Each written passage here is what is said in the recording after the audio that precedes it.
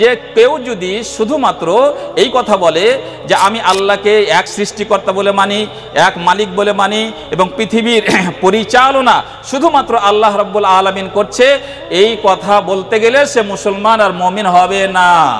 যদিও এটা মুসলমান এবং মুমিন হওয়ার জন্য জরুরি একটা অংশ, কিন্তু যদি সে এখানেই থেমে যায়, আগে না বাড়ে, তার ইবাদত করতে না চায়, ইবাদত দিয়ে শিরক টিরক করতে লাগে, তাহলে তার এই স্বীকারোক্তির পরেও কোনো লাভ হবে না।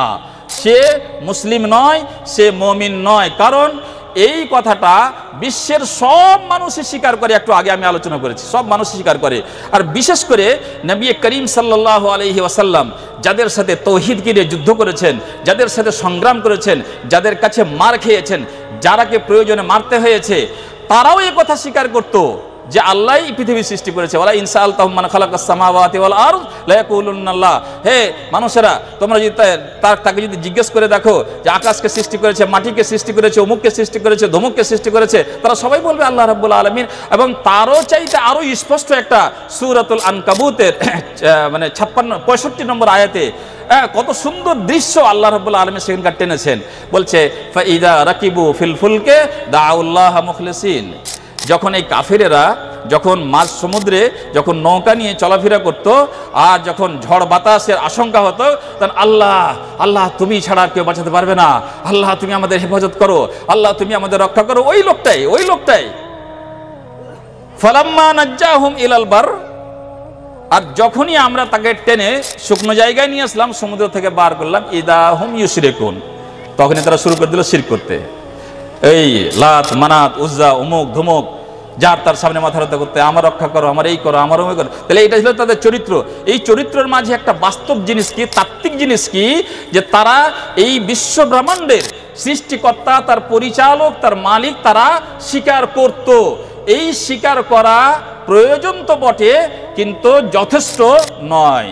যদি কেউ এই জায়গায় দাঁড়িয়ে চিৎকার করে আমি এক আল্লাহকে এক আল্লাহ করে মানি, আর অন্য আগে না বাড়ে, তাহলে সে মুসলমান হতে পারে না।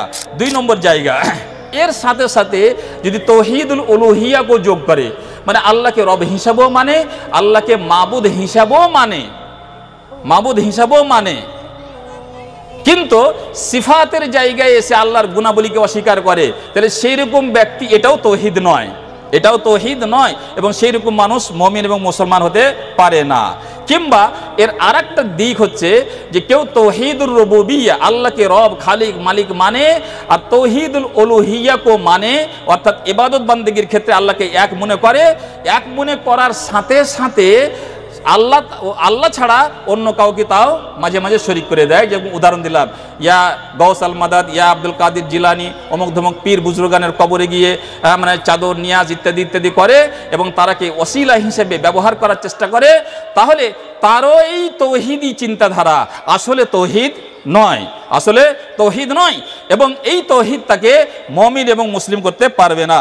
তারপরে 3 নম্বর হচ্ছে আল জাহলু বিদ্দিন, না বুঝে না সুঝে, না তৌহিদের ব্যাপারে কোনো ধারণা আছে, তাও আবার ধারণা করে যে আমি তৌহিদ বুঝি, কিংবা সে ধারণা করে তৌহিদ বুঝারও তো কি দরকার আছে, আল্লাহ এক বাস কথা শেষ। তৌহিদকে ছোট করে দেখে এবং তৌহিদের ব্যাপারে চরম অবহেলা করে, অথচ তার অন্যান্য জ্ঞানের দিকটা খুব হাই লেভেলের, উচ্চ শিক্ষিত মানুষ, কিন্তু তৌহিদকে নিয়ে অবজ্ঞা করে। তৌহিদ নিয়ে এত মাতলে হবে? তৌহিদ তার কি আল্লাহ এক, আর তৌহিদ জানে না, বুঝে না, বুঝারও চেষ্টা করে না, আবার দাবি করে যে আমি তৌহিদ ঠিকঠাক বুঝি। এই তোমার তৌহিদ বুঝাটা তৌহিদ নয়, তোমার সর্বনাশ টেনে আনবে। তুমি হাজার লেভেলের শিক্ষিত মানুষ হতে গেলেও, এবং তুমি ইসলামের অনেক খিদমত তোমার ধারণা অনুযায়ী করে থাকতে গেলেও, তুমি কিয়ামতের দিন জাহান্নামে যাবে নিশ্চিত রূপে, এই অপরাধে যে তুমি তৌহিদ বুঝোনি।